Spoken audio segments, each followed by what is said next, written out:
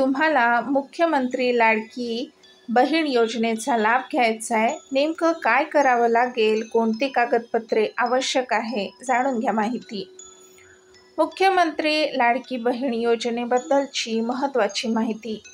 खाली दिलेली माहिती नीट ऐका आणि लाडकी बहीण योजना या योजनेचा अर्ज भरा, म्हणजे तो कधीही बाद होणार नाही.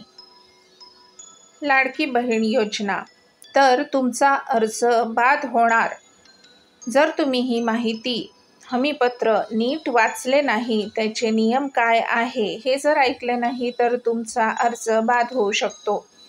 मुख्यमंत्री लाडकी बहीण योजनेच्या अर्जासोबत हमीपत्र देखील जोडण्यात आले आहे. या हमीपत्रात महिलांना काही गोष्टींची हमी देणं बंधनकारक असणार आहे.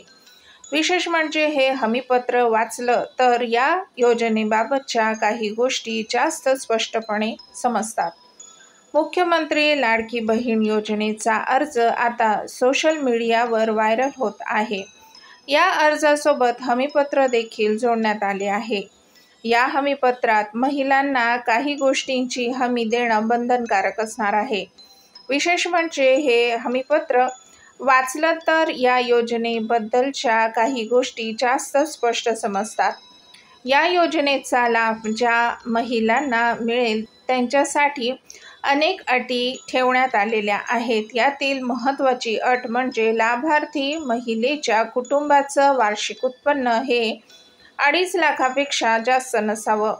संबंधित महिलेच्या कुटुंबातील सदस्य हा आयकरदाता नसावा. महिला किंवा तिच्या कुटुंबातील व्यक्ती सरकारी कर्मचारी नसावी. तसेच महिलेने शासनाच्या कोणत्याही योजनेचा 1500 पेक्षा जास्त रुपयाचा आर्थिक लाभ घेतलेला नसावा. या सर्व अर्जाच्या हमीपत्रातून स्पष्ट होत आहे. त्यामुळे या योजनेसाठी अर्ज दाखल करणाऱ्या सर्वच महिलांचे अर्ज पात्र होणे तितके सोपे नाहीत. कारण प्रत्येक नियम या अर्जात पाहिले जाणार आहेत. नियमात बसत असणाऱ्या लाभार्थी आणि गरजू महिलांनाच या योजनेचा लाभ मिळणार आहे. लाडकी बहीण योजनेच्या अर्जाचं हमीपत्र वाचा. ते कसं आहे ते बघा. मी घोषित करते की 1. माझ्या कुटुंबाचे एकत्रित वार्षिक उत्पन्न रुपये 2.5 लाख यापेक्षा अधिक नाही. 2. कुटुंबातील सदस्य आयकरदाता नाही. 3. मी स्वतः किंवा माझ्या कुटुंबातील सदस्य नियमितर कायम कर्मचारी, कंत्राटी कर्मचारी म्हणून सरकारी विभाग, उपक्रम, मंडळ, भारत सरकार किंवा राज्य सरकारच्या स्थानिक संस्थेमध्ये कार्यरत नाही किंवा समान निवृत्तीनंतर निवृत्तीवेतन घेत नाहीत. 4. मी शासनाच्या इतर विभागामार्फत राबविण्यात येणाऱ्या 1500 रुपयेपेक्षा जास्त रकमेचा आर्थिक योजनेचा लाभ घेतलेला नाही. 5. माझ्या कुटुंबातील सदस्य विद्यमान किंवा माजी खासदार, आमदार नाही. 6. माझ्या कुटुंबातील सदस्य भारत सरकार किंवा राज्य सरकारच्या बोर्ड, कॉर्पोरेशन, बोर्ड, उपक्रमाचे अध्यक्ष, उपाध्यक्ष, संचालक, सदस्य नाही. 7. माझ्या कुटुंबातील सदस्यांची संयुक्तपणे 5 एकरपेक्षा जास्त शेतजमीन नाही. 8. माझ्याकडे किंवा माझ्या कुटुंबातील सदस्यांच्या नावावर 4 चाकी वाहने जसे की ट्रक वगळून नोंदणीकृत नाही.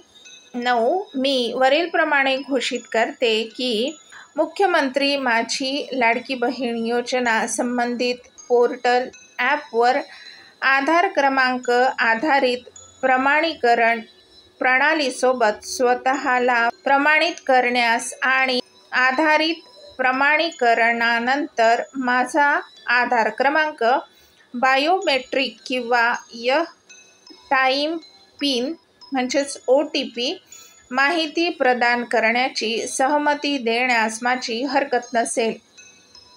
मी हे देखील सहमती देते की मुख्यमंत्री माझी लाडकी बहीण योजना माझी ओळख पटविण्यासाठी व प्रमाणित करण्यासाठी माझा आधार क्रमांकाचा वापर करू शकतात.